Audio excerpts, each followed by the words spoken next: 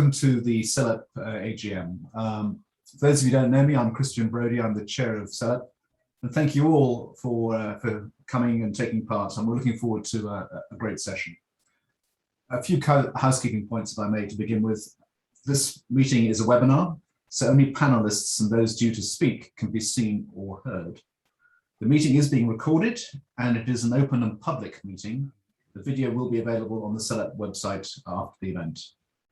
Anyone with questions throughout the session can submit them in the Q&A section, and we will do our best to answer them. If we are unable, then we will provide an answer following the meeting. This meeting is an opportunity to bring all our partners and businesses together, to consider the performance of the partnership over the year, and to consider some of the important issues at hand as we look to the future. As we mark 10 years of Selep and our first year as a limited company, we hope to reflect on some of our success of the past year and some of the future challenges. Despite the changing economic conditions, the fundamentals still apply around housing and planning in a collaborative way. We still need to support our businesses and ensure good quality advice and guidance. And we need to ensure that we have the skills to support future industry. We've heard some great discussions today and inspiring content in our Clean Growth Conference. And undoubtedly, the impact of climate change represents one of the biggest challenges we face as a region, a country, and the world. But with this change comes opportunity, and we have a responsibility to recover and rebuild in a more sustainable and conscious way. The Selep annual report has now been published. You should receive a link to the report, which is on our website. This has also been shared in the Q&A section for anyone who hasn't received it. The annual report covers our activities in the financial year 2021, some of which we'll cover off in more detail here. The report also includes financial information for last year. The report provides some good examples of work that we have completed. And to build upon this, I will now hand over to Adam Bryan, the Selep Chief Executive, who will take us through a presentation of Selep achievements and some highlights from the past year, with input from Joe Simmons and Louise Aitken from the Selep team. Adam, over to you. Thanks very much, Chris. And on having looked at the hideous slide 3, you should probably comment that one of my achievements over the last few years has been the sort of diminishing hairline and the, or should I say the growing hairline and the bags under the eyes. And I'd quite like to see a picture of me 5 years ago and just sort of contrast and compare. Anybody who witnessed the excellent conference we had earlier will note that I took control of a couple of the polls that we ran, and in that spirit, I quite like to bookend the presentation with a couple of polls, if that's all right. Just looking at the impact of the work of the areas of work that we've been engaged in over the year, and then looking ahead to what we should do next. So if you wouldn't mind just having a look at the poll on the screen and just offer your view as to which element of our work you think's had the most significant impact on the local economy, because we'll take a lot from that in terms of planning, you know, what we do next when we have got a bit more clarity to work within. I'll just give you a few moments to have a look at that and vote.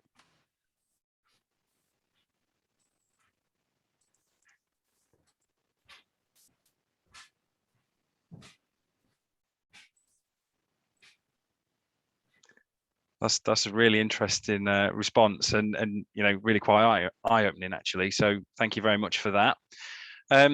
I should probably say, looking back at the last financial year, obviously it was a particularly strange one. And I think, you know, the COVID recovery funds obviously was our main response to that. So the fact that the response to the poll reflects the impact of that so positively is really quite gratifying. So thank you. You know, the new challenges that we faced during that year were unprecedented. I think we had a fantastic opportunity to work with partners in organising the Getting Building Fund, which I'll get onto in a second. And then doing more to sort of build our reputation as a LEP and innovating in terms of what we delivered. I think behind the scenes, what we've also done as we've worked towards our recovery and renewal strategy is really build on our capabilities around data and intelligence, which is really important in terms of having a credible take on the state of the regional economy. And I think, should we take a more strategic role moving forward, then obviously having a good degree of data and intelligence behind us is more critical than ever. So, that's been one change that we've made. But obviously, that those key things that we've delivered have remained fairly constant. So next slide, please, Amy.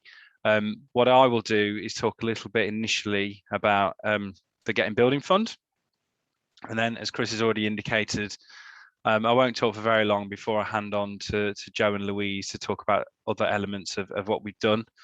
Next slide, please, Amy. So I just wanted to highlight one or two projects that we've supported very, very briefly, just to give you a sense of what we've been able to do with that fund. The first one is the Transport and Logistics Hub in Thurrock at South Essex College. A project that all board members, all board directors will be well aware of, given its route through the Strategic Board and the Accountability Board. This is due to open next September, and obviously is a fantastic initiative on behalf of the college, but also as you would quite rightly read into it, is reflective of enhanced needs in particularly important sectors in that part of the area. So that's, as I said, underway now, due to open in September next year. Next slide, please, Amy. A really impactful one is the Observer Building in Hastings. So I think we need to probably look again at the numbers on this slide, but across two different funds, both the Getting Building Fund and the Growing Places Fund, there's about £5 million worth of investment from the LEP in really transforming a building that is central in the town, and really does have massive regenerative impact when it gets sorted. It's been derelict for 35 years. This is a community-led initiative, one that's going to sort of change an iconic building into something that's got multi-use, and really have a really positive impact in an important economy in East Sussex. And it's one that we're really excited to be behind, and we're really interested to see the impact that it will have when it's delivered. Next slide, please, Amy. Again, recognizing those sectors in our area that are important, both in terms of growth, but also in terms of characterizing the place and the sort of uniqueness of the place. One of those sectors is the creative sector, I would absolutely say. And as you know, we've done a lot in the past to support those activities, whether that's through the CKEN group or through broader investments. This one at Javelin Way in Ashford has been backed by the Growing Places Fund and the Getting Building Fund. Very much focused on the sector and very much focused on providing more production space, and something that we look forward to seeing delivered in the near future as well. So it's been supporting that particular sector has been something that we've done a lot of in the past, and I think, as you can see with some of the progress that's been made with across the Thames Estuary, across the Thames Estuary production corridor, you'd absolutely expect that would be something that we would continue to be engaged with. But again, as with everything that I would probably say as part of this presentation, our ability to do that is absolutely governed by the way in which growth policy is handled moving forward, and what we see in the upcoming levelling up white paper as well. I'm sure we'll get onto that later on. And if we can just move on to the next one, please, Amy. I can see Councillor Butland's face on my screen as I'm talking, and see his face light up at this particular slide. So one of the biggest investments that we've made in from the Getting Building Fund, in fact, has been to support the Enterprise Centre for Horizon 120, just outside Braintree. I actually was there a couple of months ago just to sort of for an important part in the building process, just to sort of see its development. That will have a really good, opening next summer will have a big impact on the further growth of Horizon 120 in an important part of Essex in terms of ambition and ongoing growth. We're really pleased to be a part of that story, and really excited to see what happens both to the building itself and the environs too. So I think what we've been able to demonstrate through Getting Building Fund is that we've really invested in a broad range of projects. I think it's probably true to say that this LEP and all other LEPs, back some years ago when we first had the local growth fund, which was of course predominantly of DFT provenance, there was a push to invest quite a lot in infrastructure improvements and basically roads. But I think what we've been able to demonstrate there, and with the things that we've done, even more recently than this, is that we've got our eyes open to investing in the economy in its broadest sense. So really pleased to be involved in those projects, and we'll follow those with great interest, and hopefully when we reflect next year, we'll be able to talk about things that are open and show some pictures of the delivery of those projects. So that's great stuff. Now I will hand over to my colleagues to take you through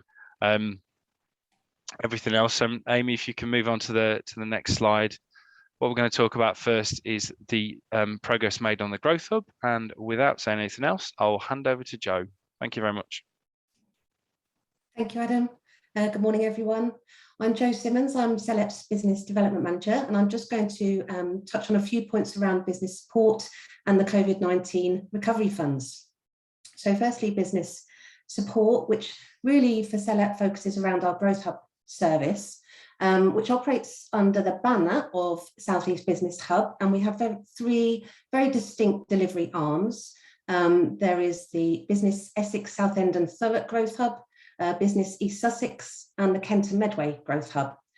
And what we do is administer government funding to provide this service, which is around giving free and impartial support to our region's business base, essentially helping our businesses to navigate and access the publicly funded business support landscape and identify fundamentally what it is that they need to grow, succeed, or get going.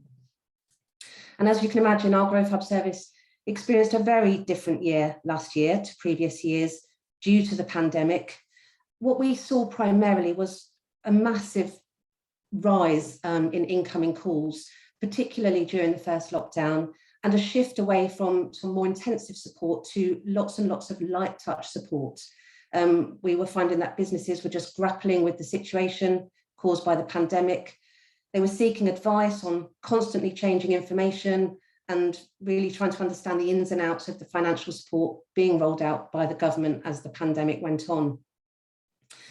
And our Growth Hubs rallied very, very quickly. They moved very swiftly to virtual delivery and filled what proved to be quite a key communications niche during the pandemic by consolidating all of this new and real-time information for a number of audiences, primarily our businesses, but also stakeholders, local government, business intermediaries and government officials, and also importantly for our websites. And we know that we supported through the service over 6,000 businesses, over half of which were referred on to specific further support schemes. And we also recorded 34,000 unique visitors to our websites. If you could go back a slide, Amy, that would be great, please. Thank you, and next slide. So because of the key role that Growth Hubs had during the crisis, government provided us with supplementary funding in addition to the core funding that we administer. And this was used very quickly to expand on the local teams, so really providing additional advisors and navigators to manage the significant increase in incoming calls. In addition to this, the Kent and Medway Growth Hub leveraged in further local funding, and this was used to provide a very successful COVID-19 hotline for Kent and Medway businesses, which ran through most of the year. And we really mustn't forget that during this time, we were also leaving the EU, which added yet another layer of complexity to the landscape. And we received and deployed additional funding from government for specialist EU transition advisors, specifically to help businesses navigate Brexit, and that ran right through to March 2021. So all in all, an exceptional year for our Growth Hub service. We received significant additional funding which had to be deployed at pace, and the staff responded relentlessly to the challenge. Next slide, please, Amy. So as the impacts of the first lockdown really started to become apparent, we were quite uniquely positioned to hear from many sides of the emerging story. We're listening to government departments, we were talking to regional stakeholders, local stakeholders and local businesses.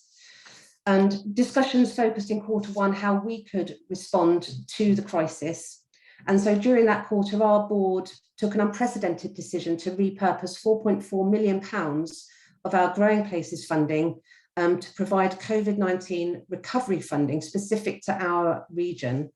Next slide, please, Amy. And this funding broke down according to decisions made by our board to allocate £2 million for skills support and £2.4 million for business support. And the idea was to target this support specifically to our hardest hit sectors and individuals. So we worked with our networks, we drew on emerging intelligence, and we undertook gap analysis to design the funds to respond specifically to the increasing unemployment and business startups that we saw as a result of the lockdowns, a need to urgently reskill for recruiting sectors, a need to address the skills divide and also support businesses to adapt themselves digitally, and some very targeted support for the visitor economy, which comprises some of our hardest hit sectors last year. So we developed a procurement framework for this funding pot, which is in itself unique because that's enabled other local authorities to procure similar activities throughout the pandemic. And we went out to market at the beginning of the calendar year to procure service providers for 6 individual support programmes. Contracts were awarded in March of this calendar year, and they've now been running for several months, and they will continue through the rest of this financial year. Next slide, please, Amy. So 3 of the 6 contracts awarded are to deliver bespoke business support programmes. The first of these is Starting and Succeeding in Business. This is clearly to support pre-starts and startups, both affected by the pandemic and setting up as a result of the pandemic. And this course is being delivered by WSX Enterprise. The second programme is also being delivered by WSX. It's called Adapting with Digital, and it's been designed because we did recognise the massive acceleration in the shift towards working online, operating online and working at home.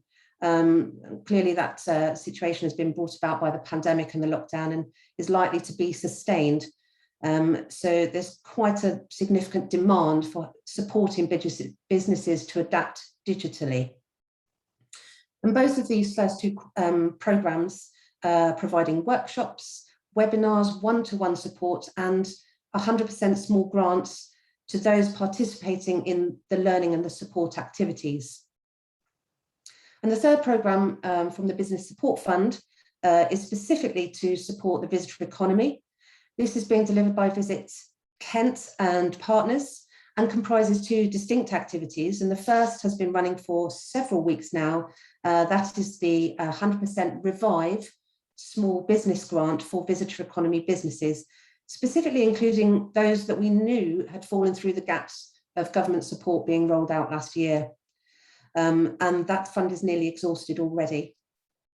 And the second element of this particular programme is to develop a network of businesses and destination management organisations to work together right across the region to develop shared resources and deliver campaigns to help reboot the visitor economy. So essentially rebuilding confidence and increasing footfall, extending the season to really get those businesses up and running again. Next slide, please, Amy. I'll now hand over to Louise, who will talk through the COVID-19 skills projects and other skills activity. Thanks very much, Jo.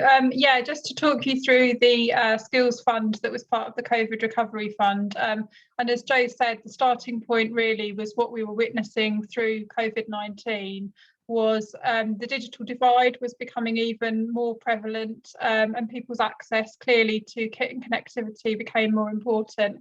And then there was the increased unemployment and the need to retrain. So that led us to the 3 programmes you can see on the slide here. The Selep Digital Bridge, which is delivered by We Are Digital, offers basic digital training and also puts in place equipment and internet access for people where that is a barrier to work or training. And I think that's been a really positive one for us, because even pre-COVID, we've been seeing a need in that area. We've then got the Selep Digital Skills Programme, which is delivered by Tech Talent Academy, and that supports individuals into tech roles. And that has a particular focus on increasing the diversity of that sector, because it's not nearly as diverse as it should be. So that's, again, a really positive one. And there's some things being piloted that should hopefully have national significance by that programme. And partly as a result of the increase in digital roles that we saw through the pandemic. And then finally, the Selep COVID Recovery Academy that's delivered by Shaw Trust Ixion, and that is supporting individuals to retrain. So where we know there are jobs in sectors such as logistics and construction, it's supporting people who have been impacted by COVID to retrain to get into those jobs. So just to move on to the next slide, thank you, Amy. And to give you a few headlines from a skills advisory panel and digital skills partnership perspective. So just moving on to the next slide, our skills advisory panel, as you hopefully know, is an employer-led panel chaired by Helen Clements of Morgan Sindall, and our digital skills partnership is chaired by Melissa Hannah Brown of Pfizer. So really strong employer collaboration there, and the two link up. So these are just a few headlines really, but some of the highlights for us, I guess, in what we achieved last year. A tutor bursary programme was put in place and was extended, and that goes along with a becomealecturer.org website and awareness raising campaign. That the tutor bursary programme is now finished, but the website remains there, and it has a whole host of videos and content. As many will probably know, tutor shortages are still a huge issue for us. So that has been something we've been really pleased to support, and which we've had a lot of attention from elsewhere. And big thanks to FE Sussex, who have done a fantastic job in leading on that with our other provider networks. We also launched a skills website last year because through the pandemic, we were getting more and more requests for things like skills information and labour market information. So we now have a South East Skills website. You can see a screenshot there of what that looks like, but that is now a home for all of the sort of content and resource that we get sent to us all the time. We also held an event with the Skills Advisory Panel and Digital Skills Partnership, and with lots of our different sectors and employers, and over 230 people joining us. That's still available online if anyone would like to view it. And during National Apprenticeship Week, we put out a call for videos, and we had a resounding response. We were blown away really with the response to that. Everything from apprentices themselves doing videos, to providers, to employers. So we now have this huge library of local apprentices sitting on that website for everybody hopefully to use and to add to. We also secured year 3 funding for our Digital Skills Partnership, which is one of 8 nationally, working with the Department for Digital Culture, Media and Skills. And a big thank you to Jim and my team, who leads on all of that work. And just a few headlines from the Digital Skills Partnership last year. We ran 8 Google garages, so an example of where we've collaborated with corporates. Likewise, we worked with Microsoft around supporting in prisons IT. We had over 2,000 enrolments to an online learning offer through Coursera, and over 100 people attended an SME event that we ran last year as well. And of course, both the Skills Advisory Panel and the Digital Skills Partnership input to the COVID recovery funding, so informed a lot of those priorities that we talked through. We did also publish a report, so everything, if you want more of the detail, there is a report on our website that we produced for the Department for Education in line with all skills advisory panels. So there is a lot more information there, and we will be producing that soon as a refreshed executive summary. And I think, I can't quite see it on my screen, but at the bottom, we've just talked about the fact that we started planning for our careers events that were actually held in this financial year, but we started the planning for that last year, and those were held the week before last online. So just moving on to the next slide. And we just thought it would be useful to talk through some headlines from our European Social Fund programmes as well, because they are still live. They do still deliver until 2023. So just moving on to the next slide. Thank you, Amy. I guess a really sort of useful headline for us is that you may or may not recall that we had an original allocation of £80 million. So Selep and partners have a role in shaping the focus and priorities of that funding, working with our partners such as local authorities and others. And this includes working with the Department for Work and Pensions, the Education and Skills Funding Agency and the National Lottery on putting together calls for tender and monitoring the projects that are underway. So by Q4, nearly 42,000 people across the Selep had been supported into training or work through that original 80 million, and that number is continuing to grow, and that's quite an incredible figure, I think. And I think behind that there are individual stories. This really is life-changing funding. This supports people to get into work and training, but it also supports them to get closer to that, and everything from kind of mental health support to other support. So really important programs. And we had new calls for tender going out last year that enabled us to respond to the demand that we were seeing, that has included a call to support NEET young people, to support transport to work and training, and also to provide a community grants programme. And we've recently heard from the Department for Education that they have now been confirmed, so we should be able to let you know who will be delivering those. But again, really important areas of support. And we also have a Transform programme that's being delivered in East Sussex, and enabling progressions to the workplace programme. So people in work accessing training being delivered in Kent and South Essex. So really good to have those in place and underway, and they will continue until 2023. All of those we have also included in our new South East Careers magazine that we produced for our recent event. So for the first time we have hopefully a useful list of all of that support that's on offer through our European Social Fund projects and our own COVID-19 funding. So just a few headlines there. I think I'm handing back to you now, Adam. Thanks, Lou. So I just wanted to move on to the Sector Support Fund. So just I guess just to remind folks that the Sector Support Fund is actually something that's unique to Selep. So we were able, or we took the decision a few years ago to divert revenue funding that was available to us, and actually available to me if I wanted to have a bigger team. We took the decision to invest it into projects supporting various sectors of the economy that are important to us, and it's been massively successful over those last 2 years, and we're really proud of the impact that it's had. So Amy, if you can just move on to the next slide, please. Just wanted to highlight very quickly 3 projects that we've been able to support. So the first one, really relevant for the discussions that we've already had this morning, energy and clean growth supply chain mapping project. Ultimately, that is enabling a clean growth support program for SMEs. It's due to report pretty soon. And we hope we'll have it's a small project to have hopefully a really big impact in engaging SMEs across this really important agenda. Next slide, please, Amy. We've also supported a project that's also got a snappy title, Rebuilding Confidence and Demand in the Visitor Economy, which takes some very practical steps, and we've been able to sort of engage partners from across the area in this.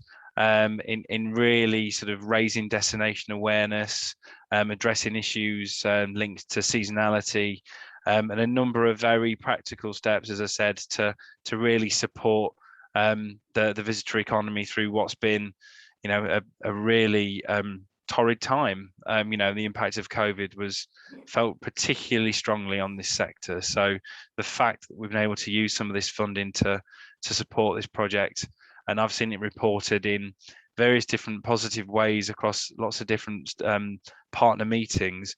You sit there and you realise that the impact that a small bit of investment can have across quite a large area. So we're really pleased with the fact that we've been able to do this. And I think there's a lot to take from the project as well in terms of learnings for moving forward. on the strategic agenda and what comes next. Next one, please, Amy. And the Catalyst for Culture project is fantastic in the sense that it links 3 really important theatres together. So in this context, we're talking about the Marlow, the Mercury, and Glyndebourne. And in summary, I mean, the information is on the slides, and you'll see this, but this is about delivering performances in new ways to new audiences. So this was about, again, very practically and manifestly responding to the challenges that COVID brought about, and the fact that we're able to back this was fantastic, and I think hopefully it's had a big impact for the theatres involved, but also bring some broader learning to the broader sector. So again, real Panlep collaboration that we're pleased to be engaged with and supportive of. So that's been another good example of actually innovative use of funding. Really, we're really pleased that we were able to retarget that money in the way that we have over the last few years, and we'll talk about that for a long time, I'm sure. So just to, as I mentioned before, I wanted to bookend the presentation with a couple of polls. The next poll that we're just about to put on the screen really is about getting your take on what our priorities might be moving forward. So Amy, if you can just launch the poll. We've been given an indication of what the future role for LEPs might look like, and some of those areas are listed here. So now, on the basis of what we've done in the past and where you think we could add value moving forward, if you can just review this and give us your views around where we could have the biggest impact, that would be really helpful.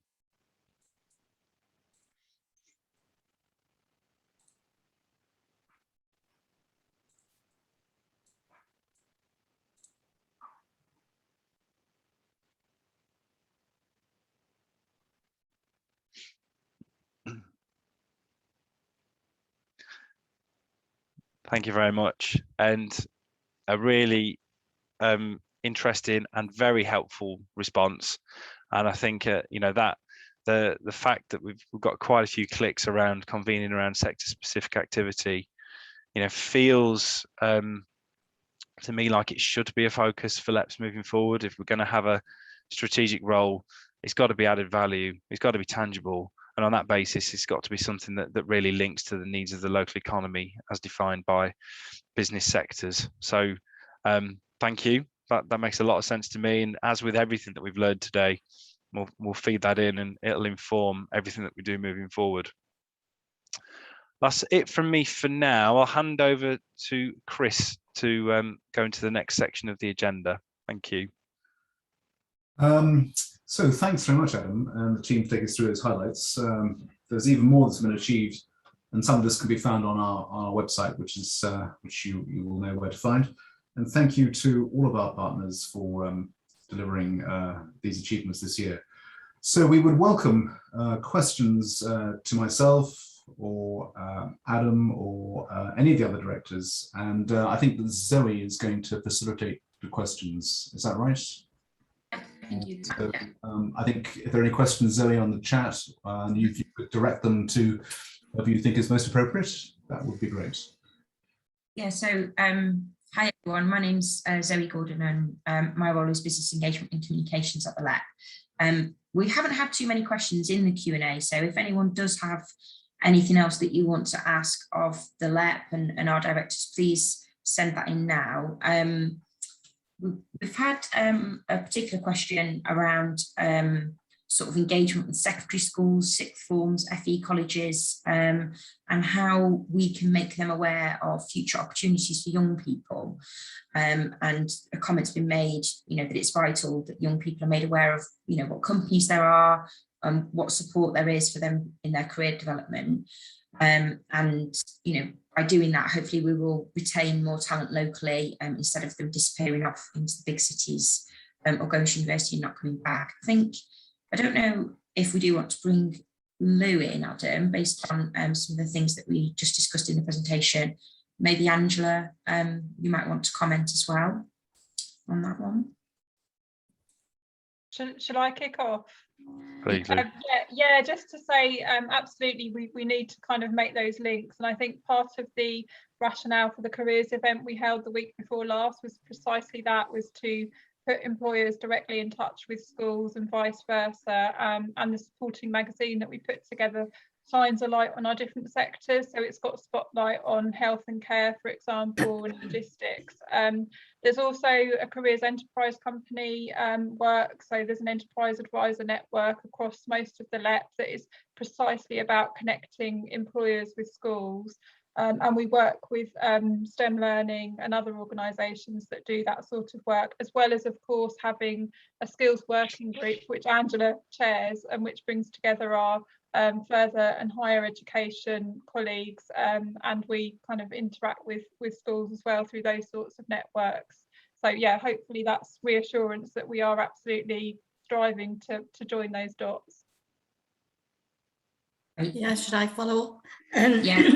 One of the things that I would say is that and most of the young people that I work with actually want to work and live in this area. They don't particularly want to leave. They want local jobs. They like where they live. So it's really important that we promote local jobs, and we do that through a whole range of different mechanisms. We have 6,000 16 to 19-year-olds, so half of them will be leaving each year, and many of them are looking to go into apprenticeships, go into degree apprenticeships, for example. And so what we can easily do is we can, with local companies that we work with, we can actually promote those opportunities directly to the young people. So, for example, this morning we've had an email from Morgan Sindel to say they're just launching their advert for degree apprentices, and so we're actually going to do some work with some of our students who are interested in that career option to say, look, this is an option for you, this is what you need to do to support them to get those roles. So if I would suggest that you do work with your local colleges to try, if you've got particular needs, employment needs that you want filling in, and you want young people to do them, please contact your local college and see if they can help you in that process, because it does work. Brilliant, thanks, Angela. And I think as well as we'll share some of these links and some of this information when we share the recording, and make sure that everybody gets the help that they need to connect with those organisations for that area as well. Okay, so a few other questions that we've got coming in here. So we've had a question about future funding opportunities, and whether there's sort of any other pots on the horizon. Adam, who do you think might be able to talk to this one? As much as I'd love to pin it on a board director, I should probably have a go at answering it myself. I think what we wait for with some great anticipation is really what the UK Shared Prosperity Fund looks like. You know, whoever the stewards of that fund are, and I say this, you know, with no prejudice to the conversation about, you know, future of LEPs or anything else, which I assume we'll get onto in a second, looking at the questions. You know, there's UK SPF really has got to look different to what's come before in terms of what it supports. The point I was making at an event yesterday, you know, it's been looking back to local growth fund and things like that over the last 5 to 6 years, they've been about jobs and homes, and that's it. I think, you know, what's got to come next is a fund which is geared towards, you know, responding to the climate emergency, which is geared towards, you know, the new reality of how people work. You know, having flexible workspace and everything else is really sort of central to that whole agenda. So it's really incumbent upon government to make sure that UK SPF ticks those boxes and doesn't just pay lip service, because I think, you know, what we've seen in the past is that ultimately, you know, there've been funding streams there that have supported good projects, but actually what's not happened is they haven't, beyond jobs and homes, the kind of the thematic sitting behind it, you know, the framework sitting behind it hasn't sort of touched on anything else. So I think it really needs to strongly align with what the new economic reality is for me, and, you know, working flexibly is part of that. and obviously supporting the net zero agenda too. So for me, it's all about UKSPF. It's all about, you know, big funding opportunities and making sure that we can, you know, make some massive steps in the right direction. That's great. Thanks, Adam. I don't know if any of the other board members want to come in on that. If not, I think that question does lead us quite well into the next question here that we have about sort of the future role of LEPs and devolution and county deals. I think probably Adam, you might want to comment on that, but also Chris, I think you probably can share quite a lot of information on that one. I might swerve that one and hand to my chairman first of all. And thanks, I'm happy to take it because it's obviously a very important question. And it's Absolutely. covered in the room in this this AGM, which we haven't referred to before, and we should do. So just to take everyone to a little history lesson. So people will recall that at the budget review in February of this year, the review of LEPs was announced by the Chancellor, and with the aim that there would be a report back and before the summer recess. And I've been, as the director of the LEP network, national network, I've been involved, as indeed has Suzanne Bennett, on in some of the working groups around this. And we did a lot of work over the early part of the summer with the aim of making sure that officials and ministers could report back before the summer recess. And as you will know, nothing did happen at the summer recess. And indeed, we were then promised something for September around the party conference time. And again, nothing happened. But what in relation to any news, other than there was a ministerial reshuffle, quite a significant ministerial reshuffle, and in fact, a number of the key ministers who have been involved with LEPs have been replaced with new ones, and in particular, there's a new Secretary of State at what is now called the Department for Levelling Up Housing and Communities, DLUC, in Michael Gove. Those of us who know Michael will know that he's quite directive and will comes with often with a new and interesting approach. But what he does like to do is he likes to do his homework, and that means probably that there was nothing in the budget last week, and we are expecting something to come out of the Levelling Up and Devolution White Paper that was promised for around about now. The rumours are that that paper may be delayed for the reasons I've mentioned, because there are new ministers, they want to do their homework and make sure they get things right and are able to deliver something in time for the next election, which is probably, we can all speculate, but likely to be in 2023. So there's not a lot of time for for whatever is proposed to actually bed down and deliver results. We will see when the Levelling Up White Paper comes out. It may be this month, it may be delayed. And there is no guarantee that there will be anything about LEPs in that white paper. We all hope that there will be something, but there's no guarantee. In the meantime, I have to pay enormous tribute to the team, the LEP team, who have exhibited just fantastic professionalism in the light of the uncertainty around their futures. It's been a very difficult time for them, and they've done, as you can see from this AGM and indeed from the conference we held earlier today, and all the work that they have been doing, they are continuing to deliver and perform to absolutely fantastic standards. I also want to thank board members for their support. The board members have again also contributed, not just our business board members, but also particularly our local authority leaders who've been really supportive, and we've been particularly thankful to them, and indeed all our other partners in further education, higher education, and the third sector. So it's been a difficult time for us. I ought to know, if anyone does, being a director of the board LEP network, and have been in discussion with ministers and lots of discussions with officials about what may happen. But I can honestly tell you, I simply don't know. And I'm not sure whether they know or not, I don't know. But if they do know, they're keeping their cards very close to their chest. So I'm afraid I have no concrete news. But I would just like to thank all of you for the support that you're going to continue to give to us, and it is most appreciated in these difficult times. That's great, thank you, Chris. That's really helpful, and hopefully, although we can't quite answer the question, hopefully it does. We're sharing what we do know with you all. I don't know, Adam, if you want to add anything or say anything in addition to that. We've not really had any more questions come through.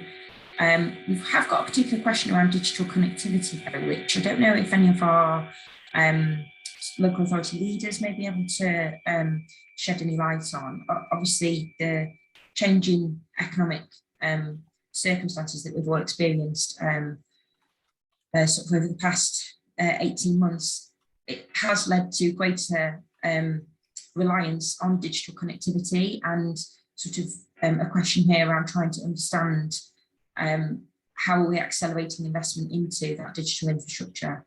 I guess that's sort of leading on from that flexible working question as well. So it feels like maybe some of our local authority leaders may want to come in there. If there's any other board members who'd like to comment on that.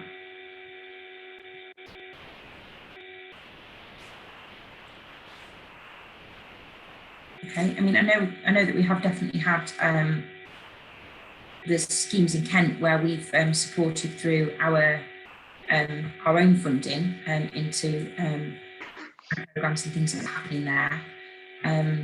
We don't have a particular sort of scheme around that, do we, Adam, from the LEP directly? But we do know that the local authorities themselves are investing in that directly. Yeah, and I think we've been able to invest in a few projects through local growth fund and get a building fund that around sort of broadband and other things, and know that a lot of local authorities that we work with have been quite well engaged in the past with organisations such as BD UK, etc. I think again, going back to what I was saying earlier about making sure that UKSBF sort of does the right things, I think recognising the shift in the economy and the fact that sort of being digitally connected is as important as being connected in any other way. I think it's got to be supporting that element of the growth of the economy has got to be central to the fund. It can't be about. It's got to be seen as an essential component, effectively, of engaging in the economy, because of the ways that business has changed. One of the things that you would observe is that there are expectations from customers that SMEs in the area have got certain credentials when it comes to being able to sort of offer services in a sort of up-to-date digital online kind of ecologically friendly way, and I think so it goes across both how we operate as individuals but how we operate as businesses to make sure that that whole agenda is we just need to make sure that whole agenda is supported in the right way, otherwise we'll be left behind. That kind of links to another challenge around the USP of the area, and noting the fact that everybody is working differently. One of the things that has attracted people to living in Essex, Kent and East Sussex in the past has been kind of the sort of how easy it is to get to London. So to work for a London firm and be based in this area has always been, one of those things that's made sure that people want to be here.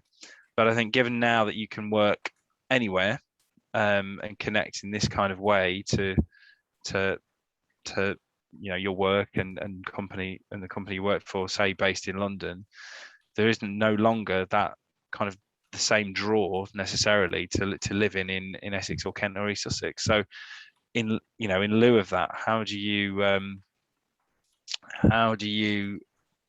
have that USP? How do you sort of push the sort of attractiveness of the area, and how do you make sure that this is still a place that people want to come to, and that there's a big story to tell, there's a strong story to tell, but I think organizations like ours need to be at the forefront of telling it. We haven't been great at it in the past, and we need to get better, but that just comes hand in hand with the reality of a new economy. So yeah, sorry, rather long-winded answer to your question, sorry. That's okay. I think Roger Goff and Mark Coxall have got their hands up as well and want to come in on this. So, Roger, if I could invite you. Yeah, just to pick up on the point that you mentioned, and as you say, there have been examples where through the LEP we have reinforced support in this area. So I'm trying to remember the precisely correct term, but as I recall, under the allocations of the Getting Building Fund, we had the Kenton Medway, I think it was rural broadband scheme. It was certainly seeking to fill in some of those gaps in rural broadband. More generally, as you say, local authorities have worked in this area over a really quite a long time, and will continue to do so, because it's we're now at a stage where the shift in government policy towards the focus on gigabit capability and a slightly different approach to procuring through BDUK gives local authorities a significant, albeit slightly different role from the one that we played in the earliest expansion of broadband about 10 years ago. But certainly there have been occasions where, as I say, it's work that's been done both through local authorities and through the LEP, and I think will continue, depending, as you said earlier on in many of our other conversations, depending on exactly how funding streams are allocated in the future. It will be certainly local authorities continuing to play that role. That's great, thank you. Mark, did you want to come in as well and give a thorough perspective? Oh, we can't hear you. Oh, Mark, I think you might be on mute.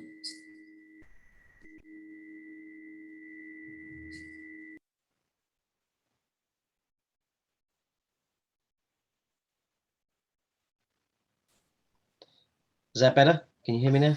Perfect. Yeah, sorry, this is something, the microphone's broken. And yeah, it was just back from what Roger was saying, and goes back to the future of the LEPs and the question we asked there. So this is, and I think this is an important area where the LEP doesn't need to move forward as a thing, as working in a regional basis, because we're all doing it individually as unitaries and putting government funding in. I know Southend and us and through the South West authorities are working forwards, but there is an opportunity here to actually make sure this is done at a regional level, where businesses don't have to go into unitary boroughs or district boroughs. It's actually across that, and actually making sure there's a network, digital connected across our region is really critical. And I think this is what it answers that question that I think that was interesting. 40% were asking how we support that. I think this is an important issue that we need to actually move forward if we're coming out of the LEPs, to actually move on that, because obviously it's not been done so much. There's been small amounts of money, but individually, what Roger was saying is next 10 years to get to that gigabit economy after the last rush. I think with the LEP is an important area where we can actually do some more work in the future on this, subject to that. And I'm hoping that would be as in a future plan, because we're looking at what the growth board's doing. Everyone is looking at that individually, but we need something to bring this together on a regional level. So that's taken away from today would be interesting. That's great, thank you. And Ron, did you want to add to that?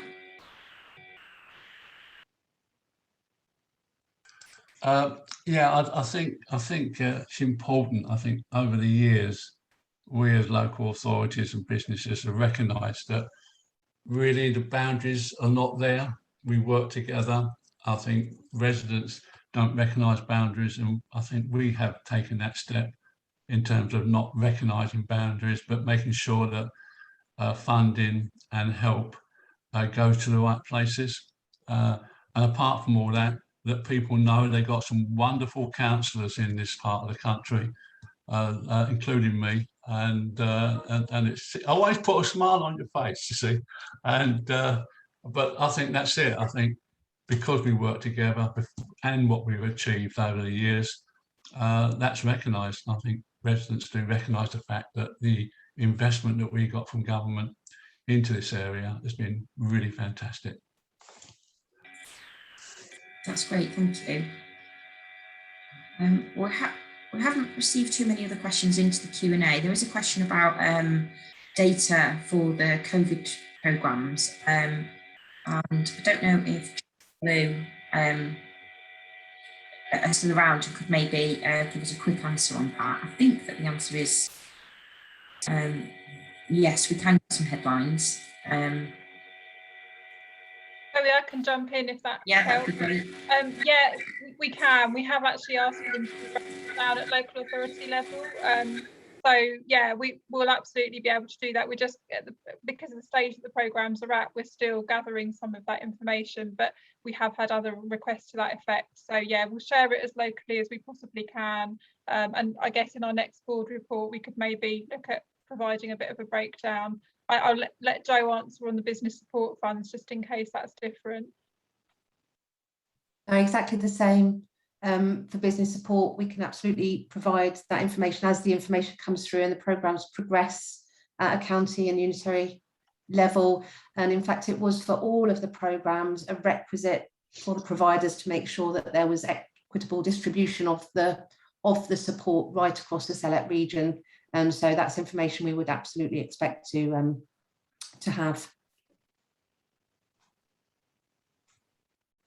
That's great, thank you. So for anyone who doesn't know, our next board is in December, so we'll try and include an update in there, or if not, it'll be the meeting following that. So keep an eye out. We have got a question in here as well around business support and the success of the growth programme. It is evident that businesses do still need this. So do we know at all whether this will be continuing? I think there's quite a few people on the call who might be able to answer this. I'm just trying to look. So we've got Adam, you've just highlighted that you'd like to speak. Anna Christie as well is also on the call. Don't know whether Clive would like to come in as our SME champion. I'll start with Adam. Thanks, Zoe, and I'll hand very quickly over to Anna for sure. But I would say that government are very much looking at business support in and of itself, as well as looking at it in the context of the LEP. So there is a business support review going on at the moment, and obviously we're living in a world where, if government were to withdraw or take a step back from its direct support to business, it would be a pretty strange thing to do. So I think business support through the growth hubs or similar absolutely will be something that the government will continue to invest in. The extent to which that's kind of linked to LEPs is obviously all wrapped up in the question that we've already discussed. But I think in response to the question, absolutely it'll still be there. And I think absolutely it's been a great success of the last few years as well. But I'll hand over to Anna.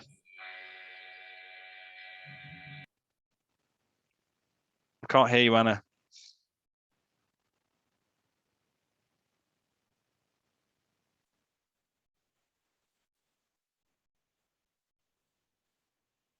Still can't hear you.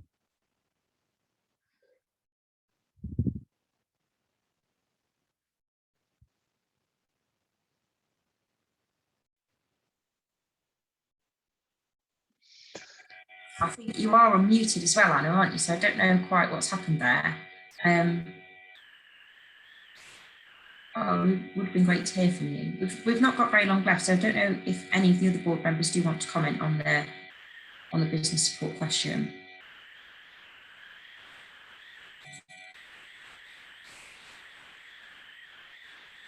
I would probably add to what I said before, Zoe, just to say that I think the way in which we've delivered it across this LEP has been pretty exceptional. Taking the sort of the steer from government, having an approach, a degree of uniformity across how we do it, or how we commission it from the LEP, but actually delivering it very differently and separately in 3 chunks has been really effective. And that whole model has been a really impactful. And there are lots of positive stories that we can tell and we continue to tell to government to really inform the outcome of that business support review. So it's an important area. It will continue to be an important area, and however it's stewarded moving forward, that importantly the support to our businesses will still be there. That's great, thanks, Adam. Okay, so there are all the questions that we've received. If anyone does want to ask us anything else, then just email us. We'll share details in a moment. But I'll hand back over to Chris to just sort of close the session. Hey, thanks very much. And I just wanted to once again reiterate my thanks to the team for producing this, to Zoe, to Amy, and to Ellie. I also particularly want to thank directors of the board, in particular my deputy Sarah Dance, the federated chairs and the federated board members for all the time, dedication and effort to the collective cause. We couldn't be as successful as we have been without your efforts, and to all of our partners, particularly our local authority leader colleagues as well. We're immensely proud of the work that we've done as a partnership and the plans that we have for the South East that are already in play. Our many achievements, which we have fulfilled with our dedicated network of partners, have already created a legacy that will remain for years to come.